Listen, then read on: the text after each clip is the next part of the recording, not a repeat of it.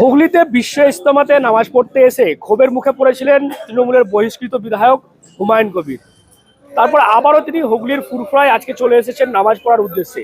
আজকে পবিত্র জুম্মার দিন এবং সেদিনই তিনি চলে আসেন ফুরফুরায়, এবং প্রথমেই তিনি, যেখানে আমি রয়েছি, পিজেদা সাফেরি সিদ্দিকী তার বাড়িতে আসেন। তারপর তার সঙ্গে সৌজন্য সাক্ষাতের পর তিনি চলে যান ইব্রাহিম সিদ্দিকী পীর তার বাড়িতে, এবং সেখানে গিয়ে তিনি সৌজন্য সাক্ষাৎ করেন। তারপর তিনি যান আব্বাস সিদ্দিকী তথা আইএসএফের বিধায়ক নওশাদ সিদ্দিকী তার বাড়িতে। সেখানে গিয়ে কিন্তু দেখা হয় না নওশাদ সিদ্দিকীর সঙ্গে। তারপর তিনি চলে আসেন একেবারে ছোট দরবার, সেখানে তিনি নামাজ পড়েন। এই জুম্মার নামাজ আদায় করার পর তিনি আবার চলে আসেন সাফেরি সিদ্দিকীর দরবারে, এবং সেখানে আমরা দেখতে পাচ্ছি তাকে ঘিরে যথেষ্ট উৎসাহ রয়েছে। যারা নামাজি এসেছিলেন তারা প্রত্যেকেই দেখা যাচ্ছে যথেষ্ট তার সঙ্গে ছবি তোলা বা তার সঙ্গে কুশল বিনিময় করা সেগুলো করছেন। এবং আজকে ফুরফুরাতে এসে যেমনটা হুমায়ুন কবির বলছেন যে তার দল করার উদ্দেশ্যই হচ্ছে মানুষের উন্নয়ন করা, যার কারণে তিনি জনতা উন্নয়ন পার্টি তার দলের নাম দিয়েছেন। তবে তাকে প্রশ্ন করা হয় যে আপনি যেমন বাবরি মসজিদ করছেন, তারপর আপনি বলছেন কোরআন পাঠ করবেন, ঠিক যেমন আমরা দেখেছি এর আগে রাম মন্দির হয়েছে, তারপর গীতা পাঠ হয়েছে, তাহলে কোথাও গেলে বিজেপির সঙ্গে এই হুমায়ুন কবিরের পার্থক্য কি রয়েছে? তখন তিনি কিন্তু বলেন যে যখন কোনো মুসলিম সম্প্রদায়ের মানুষ কোনো এরকম কাজ করে তখন তাকে সাম্প্রদায়িক বলা হয়, অথচ যখন সরকারিভাবে দেখা যায় মন্দির করে দেওয়া বা এরকম একটি অনুষ্ঠান করা, তখন কিন্তু সেই নিয়ে কিন্তু কেউ প্রশ্ন তোলেন না। মসজিদ করছেন, কোরআন পাঠ করছেন, একইভাবে দেখছি বিজেপি সরকার মন্দির করছে, গীতা পাঠ করছে, তাহলে বিজেপির সঙ্গে আপনার দলের পার্থক্য কোথায় রইল?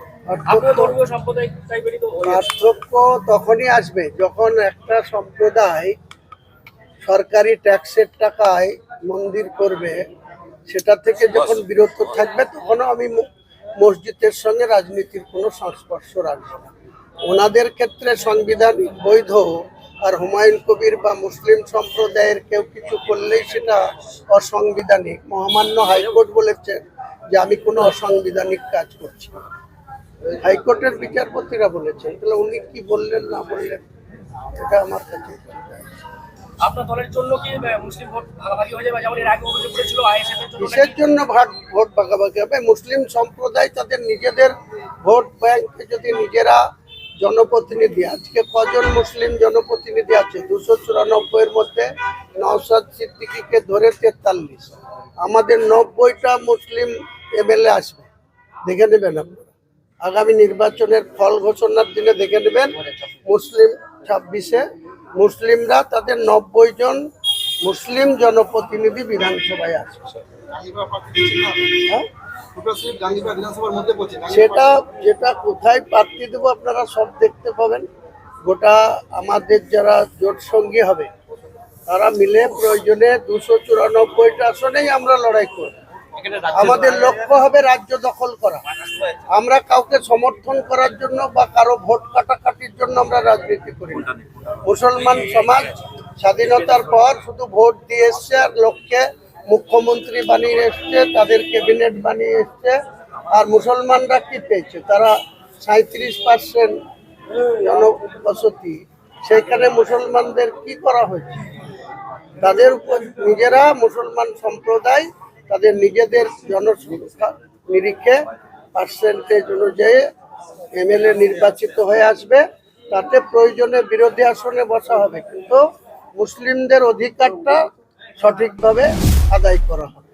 সেই কোরআন যেখানেই তেলাওয়াত হবে, সংবিধান বাঁচানো, ওটাও আমাদের কর্তব্য। ভারতবাসী হিসাবে সংবিধানকে রক্ষা করা, সম্মান করা, তার দায়িত্ব নিয়ে সেটাকে হেফাজত করা আমাদের প্রত্যেকটা ভারতবর্ষের নাগরিকের কর্তব্য। আর আমিও 1 লক্ষ মানুষের প্রাণ যে পড়ানো সেটাও করবো। ওনাদেরকে আমিও ইনশাল্লাহ দাওয়াত দেব, ওনারাও আসবেন নিশ্চয়ই। এটাও কি রাজনৈতিক স্বার্থে করবেন কোরআন পাঠ? না না, কোরআন পাঠটা রাজনীতির কি সম্পর্ক? আমরা প্রত্যেক মুসলমান এই কোরআনকে পাঠ করা, কোরআনের আয়াতকে মুখস্থ করা বা কোরআনকে তেলাওয়াত করা প্রত্যেক মুসলমানের কর্তব্য। সেই হিসাবে আমরা যে একটা বাবরি মসজিদ ভেঙে ফেলা হয়েছিল 1992 সালের 6 ডিসেম্বর, 33 বছর হয়ে গেছে, কেউ ভাবেনি যে বাবরি মসজিদটা কেন ভেঙে ফেলা হলো।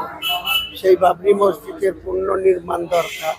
তো আমাকে আল্লাহ সেই আমার মুখ দিয়ে সেটা বলিয়েছেন। আল্লাহ নিশ্চয়ই রাজি আছেন, খুশি আছেন। তাই আমি এই বাবরি মসজিদ যেখানে আনুষ্ঠানিকভাবে বিল্ডিংয়ের কাজ শুরু হবে তার ঠিক আগে আমি বলেছিলাম ফেব্রুয়ারির 10 তারিখ, আমার মনে হয় জানুয়ারির লাস্টের দিকেই এই 1 লক্ষের কোরআন পাঠ করতে হবে। কারণ রাজ্যের সমস্ত মাদ্রাসাগুলা জানুয়ারির লাস্টের দিকেই ছুটি হয়ে যাবে। কারণ যারা যারা মাদ্রাসার ছাত্র, শিক্ষক, যারা কোরআনের মুফতি, মাওলানা, হাফেজ, কারি, তারা যাতে ওখানে উপস্থিত হতে পারেন তার জন্য আমি চেষ্টা করব ইনশাল্লাহ জানুয়ারির লাস্ট সপ্তাহেই এই 1 লক্ষ কোরআন পাঠ করিয়ে তারপরে আনুষ্ঠানিকভাবে 10ই ফেব্রুয়ারি থেকে একটা বেসরকারি কনস্ট্রাকশন কোম্পানিকে আমরা বাবরি মসজিদ বরাদ্দ দিয়েছি, দায়িত্ব দিয়েছি। ডক্টর জাভেদ খান সেই কনস্ট্রাকশনের প্রোপাইটার বা পাঠাদার, ওনার সঙ্গে আমার এগ্রিমেন্ট হয়েছে। ওনারা দায়িত্ব নিয়ে এই বাবরি মসজিদ নির্মাণ।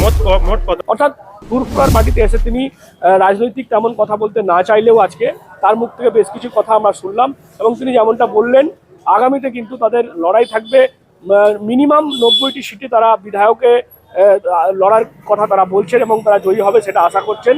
এখন দেখার এই যে দেখা যায় প্রতিবারই যখনই নির্বাচন আসে বা ভোট আসে তখন কিন্তু ফুরফুরায় নেতাদের আনাগোনা বাড়ে এবং আজকে দেখা গেল জনতা উন্নয়ন পার্টির যিনি প্রতিষ্ঠাতা এবং তৃণমূলের বহিষ্কৃত বিধায়ক তিনি চলে এসেছিলেন ফুরফুরায় এবং তার বক্তব্যের মধ্য দিয়ে উঠে এলো আগামী দিনে রাজনৈতিক লড়াই এবং সেখানে বিজেপি এবং তৃণমূলের বিরুদ্ধে যারা রয়েছেন তাদের সঙ্গে একজোট হয়ে লড়াইয়েরও কথা তার মুখ থেকে কিন্তু আমরা শুনলাম। আপনারা কি বলবেন এই বিষয় নিয়ে অবশ্যই কমেন্ট করুন কমেন্ট বক্সে। আর এরকম আরও খবর পেতে নজর রাখুন ডিএনএন বাংলা। ডিএনএন বাংলা সবার মনে সবার ফোনে।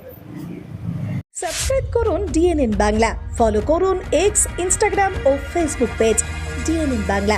সবার মনে সবার ফোনে।